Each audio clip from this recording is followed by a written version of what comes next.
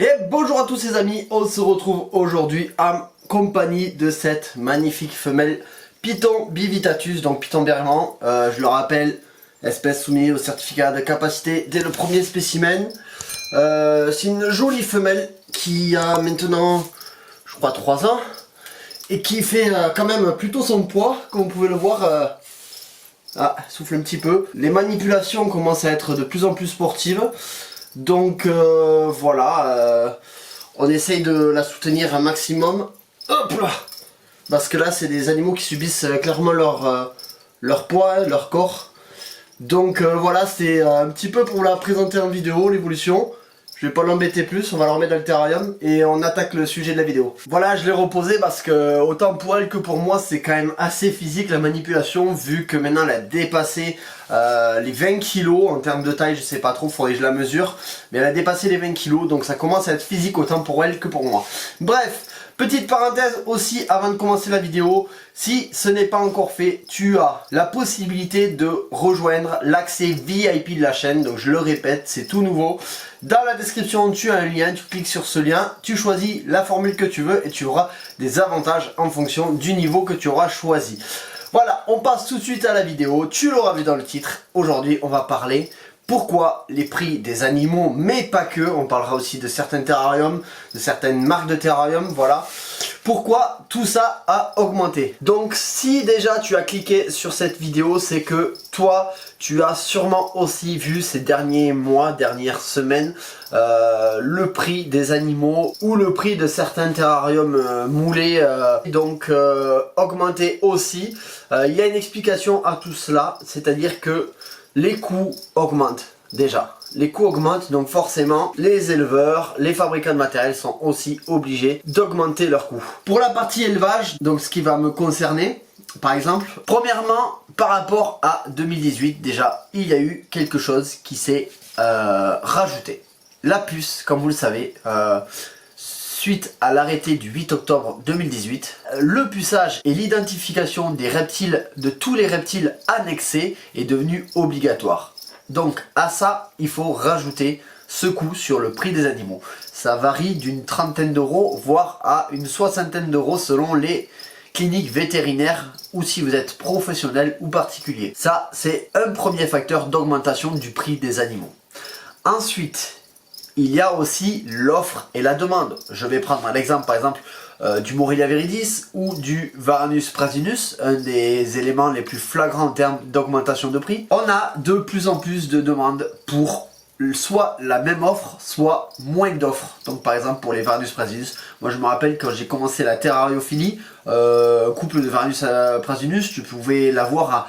Allez, sur les premiers prix à 1000 euros, 1000 euros, tu avais un couple à peu près. Un ami à moi avait eu son couple pour 800 euros, donc vous voyez, c'était vraiment pas cher.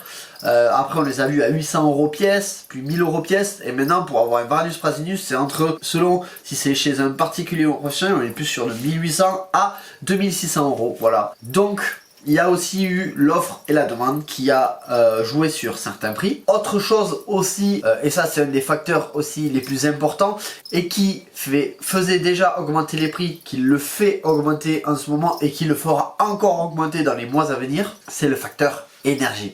Vous l'aurez compris, l'électricité augmente, le gaz augmente, parce qu'il faut savoir que certaines pièces sont chauffées, donc que ce soit électrique ou au gaz.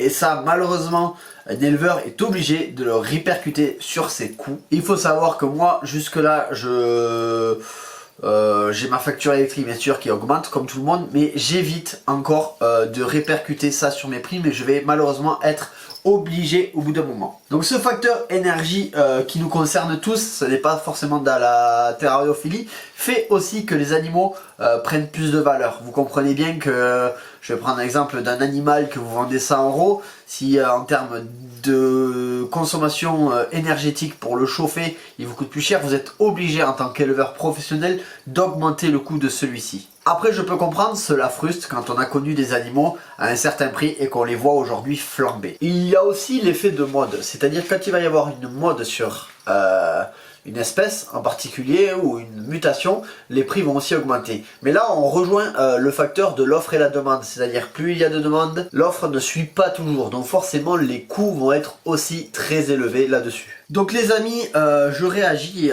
dans cette vidéo en fait à des commentaires que j'ai vus sur Facebook de gens se plaignant de l'augmentation de ces coûts là. C'est pour ça, soyez indulgents avec les éleveurs, ils font...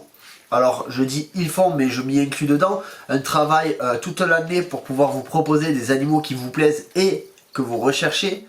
Donc forcément si vous voulez continuer à avoir des animaux qui vous plaisent, trouver des animaux facilement que vous recherchez, ben, il faut être aussi du côté des éleveurs, et c'est-à-dire quand il y a une augmentation, pas forcément râler. Sachez que l'énergie, donc actuellement elle prend un surplus en termes de coûts, mais un jour ça va redescendre, je l'espère, et dans ce cas là normalement les prix des animaux vont aussi aller vers la baisse. Donc soyez indulgents aussi, je vous le demande, avec les éleveurs par rapport à tout ça. En termes aussi de terrarium, il y a certaines marques de terrarium moulés ou en PVC aussi qui ont augmenté. Sachez que le coût par exemple du PVC a presque doublé en quelques mois, donc forcément le vendeur ne peut pas vendre à perte. Il est obligé de répercuter ce coût sur sa marge. Vous comprenez? Donc les amis, soyez vraiment conscients de ce qui se passe. Nous les éleveurs n'augmentons pas le prix par plaisir ou pour se faire de l'argent. Non, non. En fait, on est obligé de répercuter les charges que l'on subit en fait au quotidien.